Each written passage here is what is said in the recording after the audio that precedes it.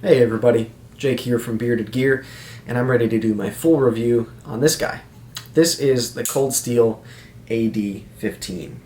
The AD15 is an Andrew Demko design. This is a production version of his knife, and it is from Cold Steel, obviously. It's a knife that was loaned to me by my buddy Kyle from DTOM Knives and Gear, and I really appreciate him loaning it to me because it's one that I've wanted to check out for a long time. Even before Cold Steel made this production version, the AD15 was a knife that I swooned over plenty in Instagram photos, and I knew a couple of guys who owned them and spoke super highly of them, and the model was interesting to me because of this lock. This is the Scorpion lock, which is just wildly different. It is a totally unique lock type in the marketplace from anything else that I've experienced. It's kind of, I guess you could say, a back lock in a way. It's on the back of the knife, maybe. But it functions so different from anything else I've owned or own, and for that reason I've wanted to check one out. And I'm glad that Kyle sent me this one because I've almost spent my own money on it quite a few times, and this has given me a test drive to find out whether I should, whether I feel like I need one of my own, and we'll see. It's funny, I feel like I'm postponing it again, but we'll see how I feel after I send this back. If I find myself like missing it now that it's not around anymore, or whether it was just one of those things that was fun to check out, and I'll let that be what it is. Maybe it'll lead to me deciding that ultimately I need to get one of his customs at some point, although I don't know if he's making them anymore now that the AD20 just came out.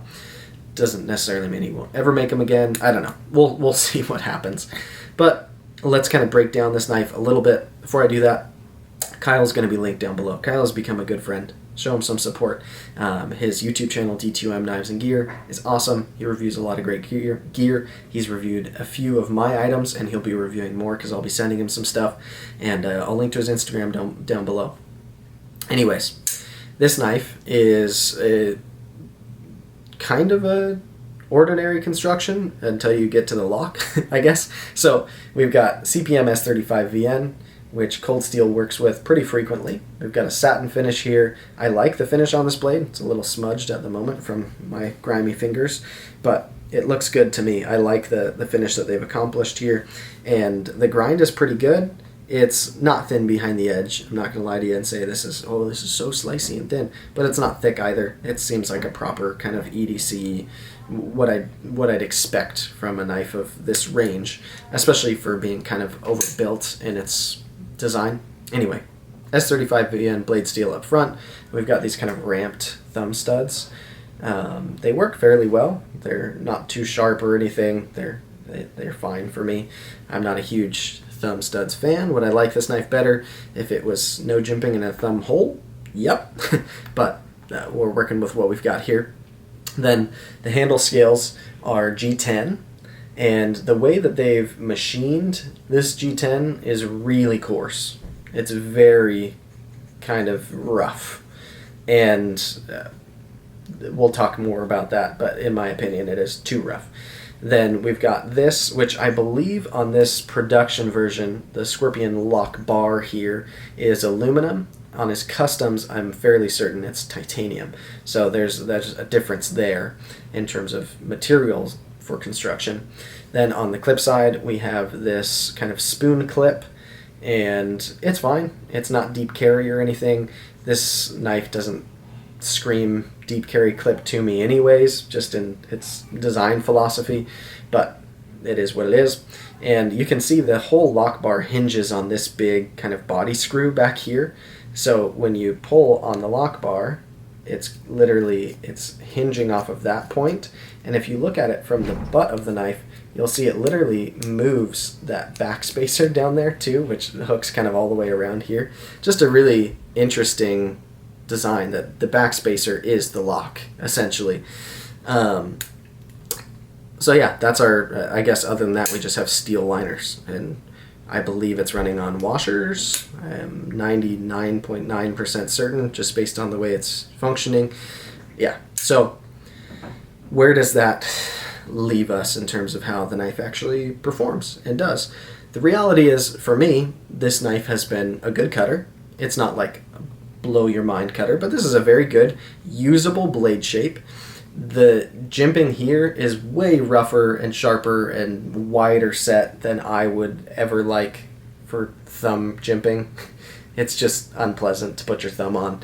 That's honestly like that's probably my least favorite thing ergonomically about the knife, because everything else is pretty good, but that jimping it's just, don't like it one bit, if I'm being honest. The shape of the blade, though, is really quite excellent. We've got a very usable flat with some belly leading up to just kind of a classic drop point shape. The grind is done well. I think it looks good. This satin has been very good at hiding any wear. I haven't been hard using this knife, but I've used it for some pretty typical EDC tasks. Quite a bit of cardboard. I put it through a little bit of rope to test how it would do on there. I believe I cut a handful of zip ties with it. Does great. It's passed all of my cutting tests that I would expect from an EDC knife, and it's done well at them. Didn't struggle with anything. And so I dig this blade shape. It's got a pretty good, robust tip on it. It's not like stupid robust, but I like how much material they've carried out to the tip. Again, this knife feels pretty hardcore to me, especially I think because of the texture on this G10. It just feels like tactical, and cold steels almost always have kind of a tactical feel to me, to be fair. That's just kind of their identity. But with the, even just like the silhouette of this knife, I feel like it looks like it's meant for action, you know, not necessarily like a fighting knife, but it's meant to do some hard work. And I think it works well with the way it's actually come together for that. One thing I'll say too is with this Loctite, I don't feel any side to side. I don't feel any front to back. There's no blade play that I can get a hint of here. And what's cool too about this Loctite is when you're bearing down on the knife, when you're holding it, you're adding pressure to that lock bar, if you want to call it that. So the tighter you grip this knife, the tighter the lock is going to hold the knife open, which is nice to me. I think that design feature makes a lot of sense. Even in a saber grip, I find myself choking my thumb back to avoid that jimping. So I'm putting my thumb right on where the lock is interfacing with like the tang of the blade. It's kind of cool. I think it's not only is this lock mechanism like unique, but it's not just unique for the sake of being unique. It's actually very, very functional. And so that's important to me. Like if I'd gotten this knife and the lock just felt gimmicky for the sake of being different, then I'd have no interest in it. But with it being actually like very functional and seeming like it makes a lot of sense to have on a knife, I dig it. The way this knife carries, let's talk about that a little bit. The carry is okay. It's not a super deep carry clip. Obviously, it leaves quite a bit sticking out of your pocket. That's not a total deal breaker for me, but I would prefer to not have that much knife sticking up out of my pocket. That's just me. But more so, it's the texture of this G10. Going in and out of the pocket, there's no like smooth spot under the clip. It's the same super rough machined G10 right under that face of the clip where you have to slide your pants under it.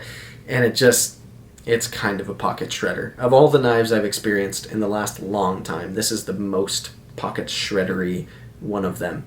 If I were to buy one of these knives, I would at least sand down that spot right under the clip where it lands, but I'd probably, frankly, sand down all of this G10. Or I don't know if someone makes replacement scales, maybe that are smoother, or like a nice micarta set of scales would be really great here, I think. But this G10 is just much sharper than I feel like it needs to be. It's the ergos on this knife are already good, and the way that there's kind of a guard up front and then there's this swell back here, I'm not worried I'm going to not be locked in on this knife. And in addition to that, just the way that it swells and it sits in my palm, like everything about this knife feels very stable. So if they were to smooth this out, which the customs I don't think have grippy G10 like this from what I've seen. I'm sure there's a variety of what you can get on the customs, but they seem to mostly be pretty smooth. But if this was smooth and if this jimping wasn't so egregious here, then I would probably have already ordered one of these for myself, or at least scooped one up if I saw a good deal on one or something. I see them now and then pop up for sale for pretty good deals on the secondary. And the reality is just for me to love this knife, I would need to make changes to it. I really like the lock. The lock is super fun. That was bad. To play with, and it's just different and unique, and it's fun to me for that reason, but it's also very functional, like I said, and so I dig that this knife, not only is the lock very functional, but the overall design of it I like. I like the blade shape, I like the ergos, but it's just those couple of things that if it was smoother. And it's funny, I always, when I make comments like that, a lot of the time I'll get some comment from somebody about how my hands are dainty and this knife is for real men and whatever. I'm not even going to take the time to address that. But let me just say that I don't think this is very comfortable to anybody. Could you get used to it? Yeah, for a long time I carried knives on purpose that had rougher G10 and rougher jimping because I thought the more grip the better. But the deeper I get into knives, the more and more I realize that good ergos are way better than rough materials. Way better. Like, rough materials to me just seem like a cop-out for actually figuring out good ergos on a knife, design-wise. That's the way I'm going to put it. Because this knife already has good ergos. Like, these ergos aren't crying for more grip, in my opinion. And I feel like to the general population who will actually be purchasing this knife, to the real market for it, I'd be willing to bet even, like, most people, if they held this knife in this exact configuration with this really rough texture here and this rough jimping, if you handed them the same exact knife, but with, like, a still textured but relatively smooth micarta and nice tight jimping here, so still some jimping, but nice tight, kind of a little bit rounded, not just jagged rough edge jimping like this, they would like it better. It would feel better in their hand. It would be more comfortable to hold, and it wouldn't feel any more prone to slipping out of your hand. And so why are we subjecting ourselves to having uncomfortable materials to hold when they're not necessary? It's also an EDC knife, right? This knife has a pocket clip on it, and even if it's marketed as being somewhat tactical and whatever, this knife is designed to go in your pocket with you everywhere and cut your lunch bag open and, like, cut open packages of other knives, and that's what people are really doing with this. So this, like, fallacy that this knife has to be so grippy that it's designed for use in, like, thick combat gloves. Like, who's really doing that with this knife? I'm not aware of the person who is. So I guess that's a rant that I didn't necessarily mean to go on, but that's how I feel about it. So my full review, or the synopsis, is that a right word? The conclusion of this whole thing is that I really quite like this knife. But there's a couple things that ruin it for me personally owning it.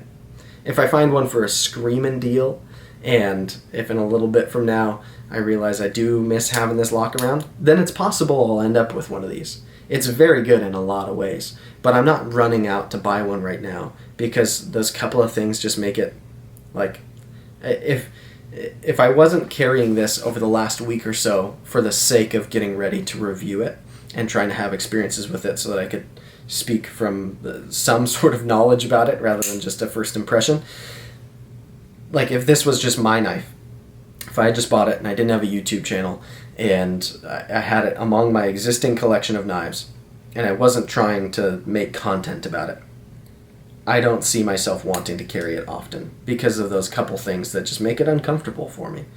And if those things were addressed, I'd probably love it.